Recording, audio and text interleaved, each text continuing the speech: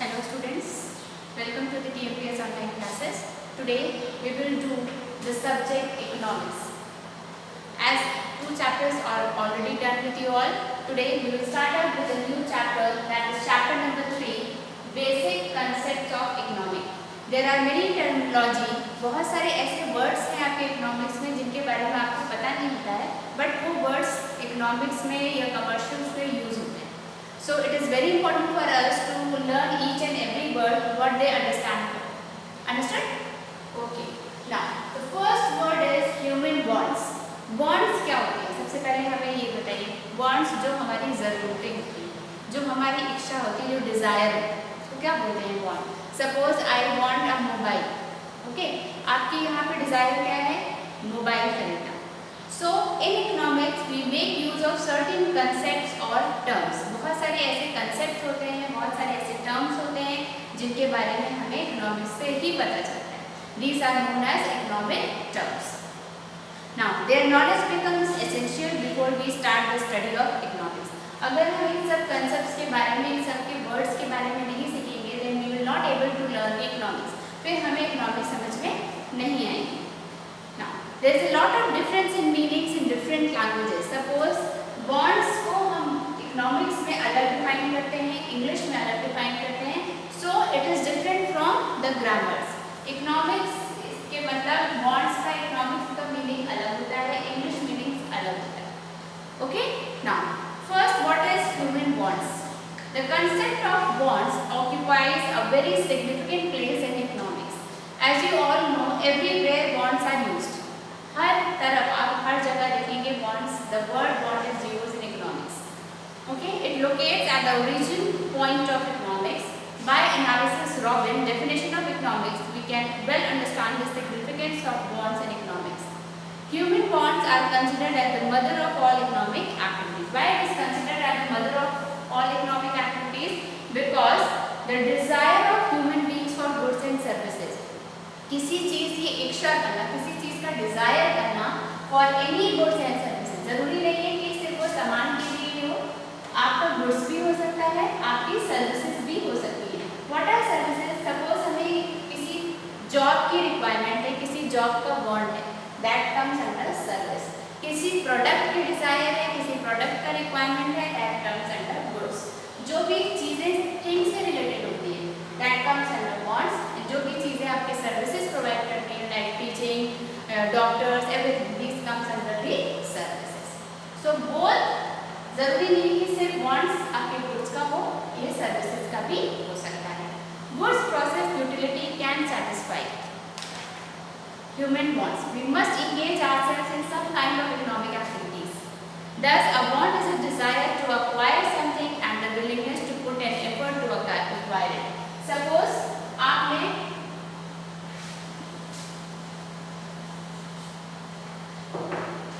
if you want a mobile, आपने एक mobile का want किया, desire किया, then you will what you will require? First money.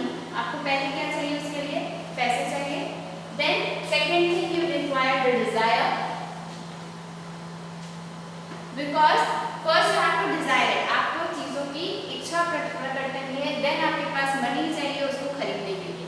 That comes under, both these terms comes under your wants. ये किस में आते हैं? Wants में आते हैं. Now we will do the characteristics of human wants by one. First is wants are unlimited. आप जानते हैं हमारी जो इच्छा होती है, जो हमारे wants होते हैं, जो desire होते हैं, उनका कोई भी लिमिट नहीं होता है. हम बहुत सारी चीज़ें सोचते हैं कि हमें ये भी मिल जाए, ये भी मिल जाए, किसी को देखते हैं अच्छा मोबाइल देखते हैं, हमें वो भी मिल जाए. सो wants are unlimited. इसका कोई भी लिमिट नहीं होता है.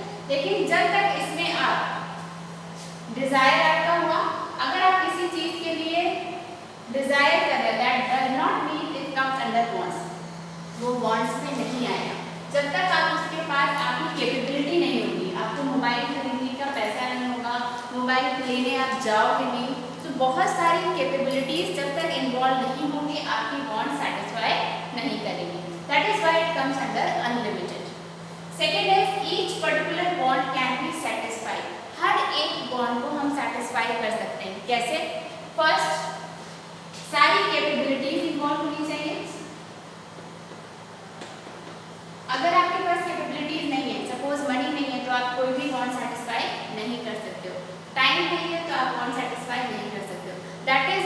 Each and every particular wants को सेटिस्फाई कर सकते हैं अगर उसकी कैपेबिलिटीज या डिजायर आप में महसूस हो।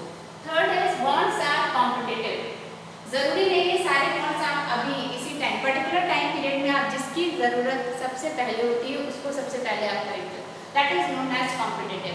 According to your desire, according to your time, according to your capability आप क्या कर सकते हो, वांट्स को कॉम्पिटिटिव बना सकते हो। अभी सबसे जरूरी है आपको पढ़ाई करना। पढ़ाई के लिए क्या चाहिए आपको, ऑनलाइन स्टडी के लिए आपको मोबाइल चाहिए। तो सबसे पहला वांट हमारा क्या है, मोबाइल। तो हम कैटेगराइज कर सकते हैं अकॉर्डिंग टू आवर प्रायोरिटी। जो भी प्रायोरिटी में सबसे पहले आएगा उस हिसाब से वांट को हम सेटिस्फाई कर सकते हैं। Fourth is wants are complementary. Here complementary means weekend goods in a combination because particular things may be of no use. Complementary means किसी जो कोई ऐसी want जो हमें चाहिए, सपोज हमें कुछ ऐसी चीजें जो हमारे अंदर डिजायर, जो बहुत सारी चीजें कार वगैरह हम डिजायर करते हैं कि काश हम भी उस कार से भूल सकें, लेकिन अभी हमारे अंदर वो प्रायोरिटी, वो कैपेबिलिटी नहीं है कि हम कार खरीद सकें। That comes under complementary. Car की जगह हम स्कूटी खरीद सकते हैं। जितनी हमारी कैपेबिलिटीज होगी उतनी ज्यादा हम चीजें अडॉप्ट कर सकते हैं। Wants have varying nature। जरूरी नहीं है varying nature। Wants have varying nature means सब पर्टिकुलर इंसान की अलग अलग wants होती है। My want is to teach you and your want is to study। So her particular इंसान का, हर इंडिविजुअल का अलग अलग क्या होता है, wants होती है। जरूरी नहीं कि हमारी wants आपसे मैच करे या आपकी wants आपके फ्रेंड से मैच करे। It varies from person to person। अलग अलग इंसान से वो क्या होती है, वेरी करती है। Depends on your priority, depends on your capabilities. Now come to the classification of wants. Now wants are of three types. First is necessaries, second is comforts and third is luxury. पहले हम समझेंगे necessaries क्या होती है, comforts क्या होता है और लग्जरी क्या होता है। नेसेसरीज जो हमारी डेली यूज की चीजें होती हैं जिनके बिना हम रह नहीं सकते। अंडरस्टूड। नेसेसरीज में आपका फूड, क्लोथिंग एंड शेल्टर आता है। Food, clothing and shelter, these are the things which are necessity.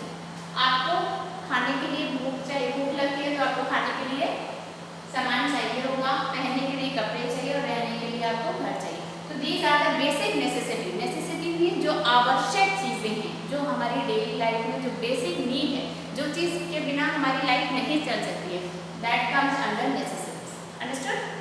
Now comforts। Comforts are the greater from necessities। Comforts के बिना हम रह सकते हैं। जरूरी नहीं है अगर हमारे घर में फैन है और हम थोड़ा सा और अपने कंफर्ट के लिए एसी लगा लेते हैं ताकि हमें और ठंडी ठंडी की हवा मिले, तो बिना एसी के तो हम रह सकते हैं ना, लेकिन बिना फैन के इस टाइम रहना पॉसिबल थोड़ा सा नहीं होता है। तो फैन हमारी नेसेसिटीज हो जाएगी और कंफर्ट में आपका एसी आ जाएगा। अंडरस्टूड? मींस जिनके बिना आप रह सकते हो लेकिन हमारी लाइफ थोड़ा सा बेटर हो जाए ताकि हम उसे और कंफर्टेबल वे में चला सकें। That comes under your comforts. Luxury, luxury mostly आपकी शो ऑफ के लिए यूज होती है। मेरे पास एक कार है जिससे हम चलते हैं, आते हैं, जाते हैं, लेकिन हम चाहते हैं मेरे पास मर्सिडीज हो और अच्छी कार हो और अच्छी बड़ी कार हो, तो वो किसमें आ जाएगी, luxuries. Understood? Now, what are the three types of wants? First is necessities, second is comforts, and last is luxuries. Necessities are of three types. First is necessity of life. Necessity of life मतलब हमारी life में जो चीजें basic need है, जो चीजें बहुत ज्यादा जरूरत होती हैं, that comes under your necessities of life. Necessities of efficiency. Necessities of efficiency जिसके थ्रू efficient बनाने के, suppose particular चीजें हम अगर आपका एक वीडियो बना रहे हैं, इसको हम और बेटर वे में कैसे बना सकते हैं, एफिशिएंट कैसे बना सकते हैं, एक्यूरेट कैसे बना सकते हैं, that comes under your efficiency. Last is conventional necessities. जो चीजें इन तीनों के अलावा नेसेसिटीज में आती हैं, that comes under your conventional necessities. Now comforts, third is luxuries. First is harmless luxuries and second is harmful luxuries. कुछ ऐसी चीजें होती है जो हमारे लिए बहुत ज़्यादा ज़रूरी नहीं होती है लेकिन हमारे शो ऑफ के लिए ज़रूरी है।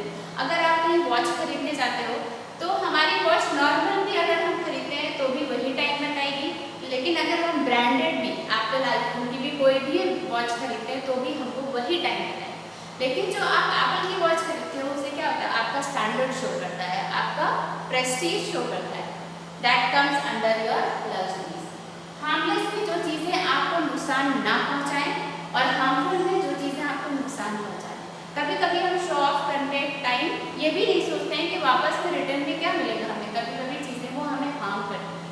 सपोज अगर आप कोई देखा होगा किसी को आपने ड्रिंक करते हुए, ड्रिंक जो करते हैं बहुत शो ऑफ करने के लिए करते हैं कि हाँ मैंने ड्रिंक किया, बहुत बड़ी बड़ी ब्रांड, तो उसमें क्या होता है, वो उनके लिए क्या हो गया, हार्मफुल हो गया, उससे उनको बहुत सारे नुकसान होंगे, उनके अंदर का लिवर कुछ भी बॉडी डैमेज हो सकता है। ऐसे ही स्मोकिंग का भी होता है, स्मोकिंग लोग क्यों करते हैं, लोगों को बस शो ऑफ करने के लिए, उससे उनको कोई फायदा होता है नहीं, लेकिन वो सब किसमें है, लग्जरीज में, it's harmful, it is harmful for our health. लेकिन हार्मलेस भी कुछ चीज़ें ऐसी होती है जो चीज़ें में सपोज डायमंड की रिंग हमने खरीद ली, डायमंड का नेकलेस खरीद लिया, वो चीज़ें हमें हार्म नहीं करेगी, लेकिन हम शो ऑफ करने के लिए उसको खरीदते हैं। Now go through this chapter very well, go through this topic very well and try to understand the concept of each and everything. If you have any doubt, let me know from your live classes or through the group.